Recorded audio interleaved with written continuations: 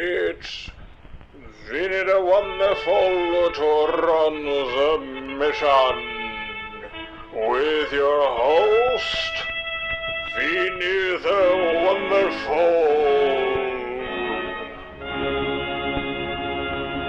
And it's another transmission. I am so glad if you're still listening to this episode 8. If you're a new listener, thank you for clicking and listening. I've been talking about The Lord of the Rings, which I've rewatched somewhat recently. And I don't think I've mentioned in the other episodes about Merry and Pippin. The thing about them is they feel a particular role of a type of character that I absolutely love, which is the character that falls into the adventure kind of by accident, kind of by circumstance, right? Is the polar opposite of the idea of the chosen one, which is my least favorite fantasy storytelling trope. Again, it's fine, but me personally, I don't really like the idea of the chosen one, of every single individual hero or whatever in the world. The only person that can save us is this one person. I don't like that. I like when the character just falls into the situation. There is a movie called Big Trouble in Little China. It's a movie from the 80s, and in that movie, the main character kind of goes into that amazing fantasy adventure by circumstance, like he just happens to be around. He just wants his truck back. I'm not gonna talk much about Big Trouble in Little China in this transmission, but do check this movie out. It's a great time to watch that movie. Every now and again I rewatch it. It's an amazing movie. But anyway, Merry and Pippin, two characters from The Lord of the Rings.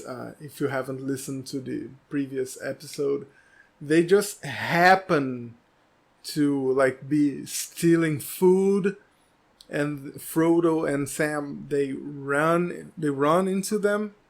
I think in the animated series, it goes not animated series. In the animated movie, it goes differently. They are invited, and they're cousins, I think. So I don't know how the book actually goes with Merry and Pippin, but this idea of the character that just happens to be, and they're so entertaining in the movie because half of the time they don't even know where they're going.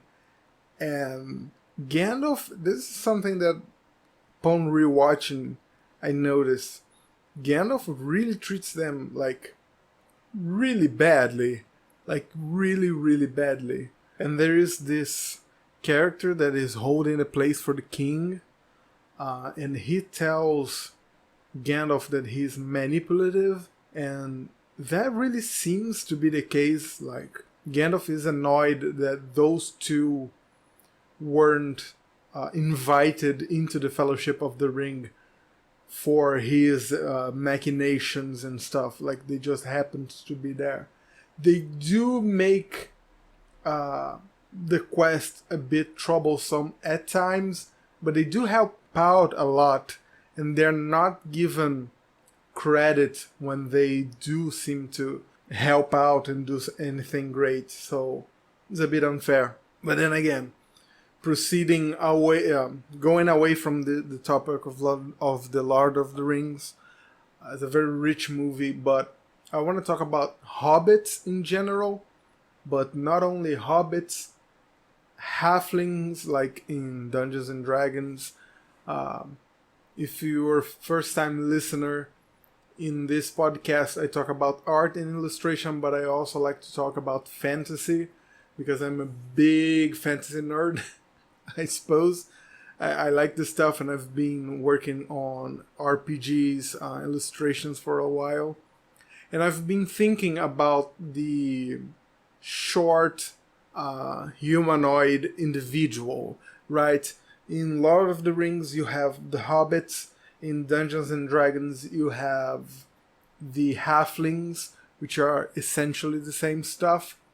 But in fantasy in general, there always seem to have a short type of fairy folk, if that is fair to say. I know that halflings aren't fairies, but in old 80s cartoons and animations and stuff and fairy books, there always seems to be, they're either dwarfs playing that role, or gnomes, or even trolls. I know that people who play video games and tabletop RPG think of the troll as this massive giant brute, but the troll also have that trickster kind of role in fantasy.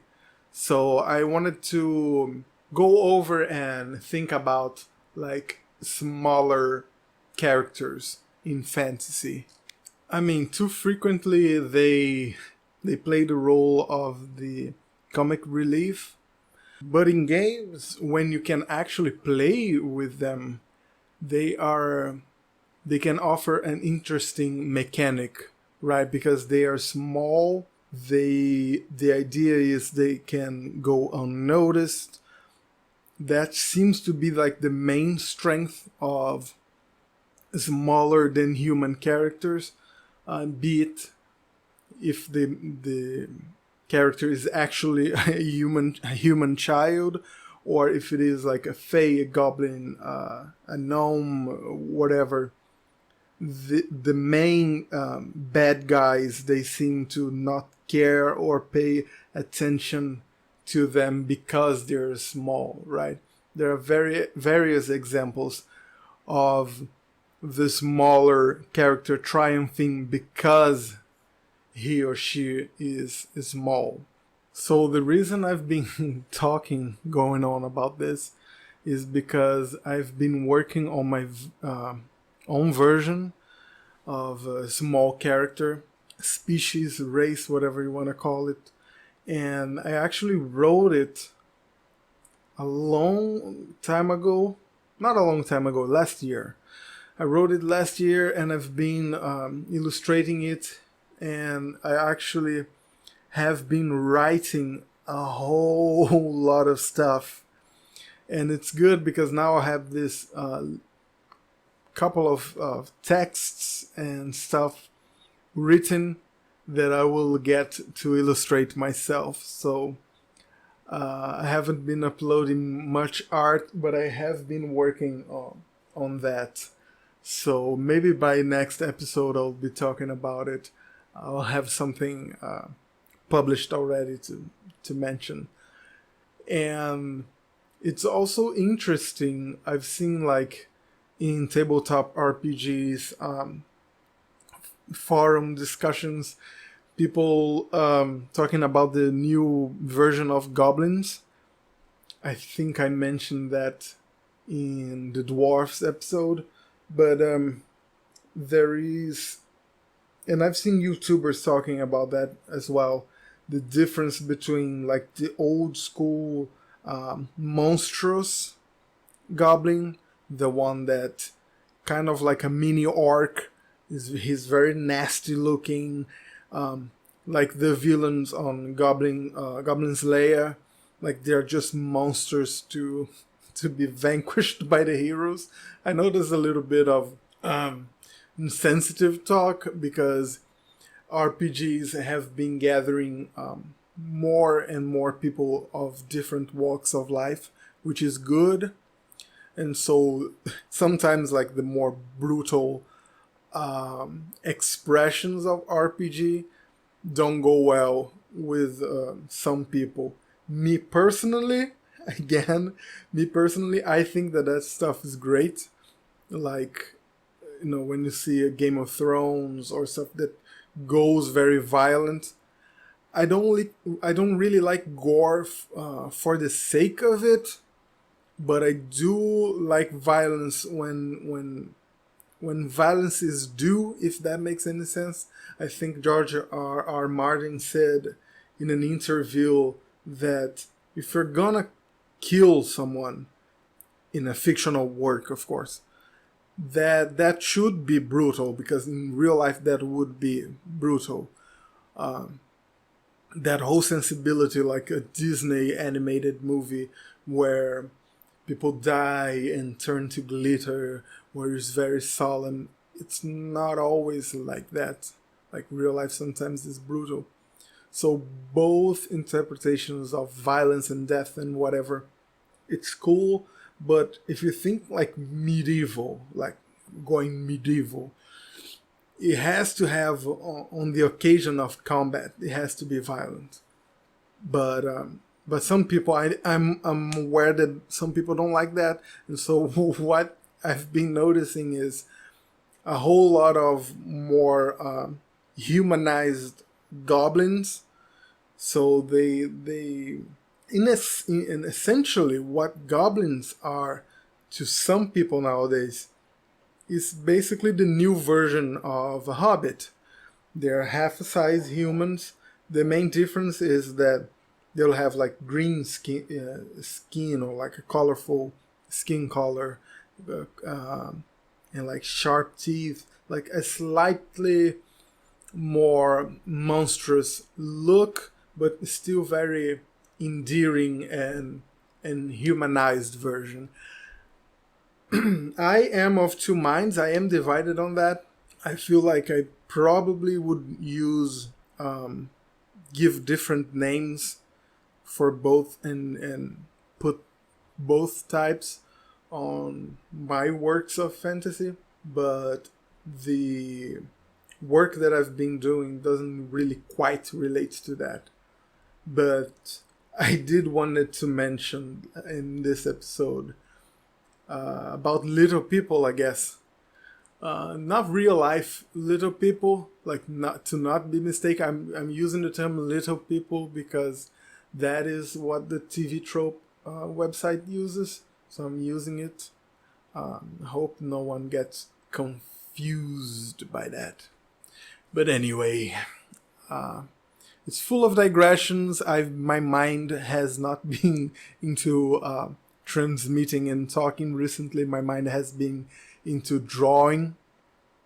Again, if you've been listening to this transmission show or whatever, you can send an email at heyvini@hotmail.com, HEYVINY, just one N, at hotmail.com, and like send suggestions for topics or questions or whatever you wanted me to ramble and mumble about in this show. But for sure, like, goblins have been gaining popularity. Not to mention the whole goblin mode, which makes me laugh to no end, the idea. Every time someone uses the expression goblin mode, I completely understand, even though I'm personally against it, the idea of behaving like a goblin, for what it's worth. But every time someone uses that expression, I know exactly. The image comes very clearly to my mind. So that's it, guys and gals. See you next time. It's me, Vinny's back, and I apologize for all that laughing. That wasn't uncalled for. And again, visit vinnythewonderful.blogspot.com, or send me an email. And I'll see you guys next time.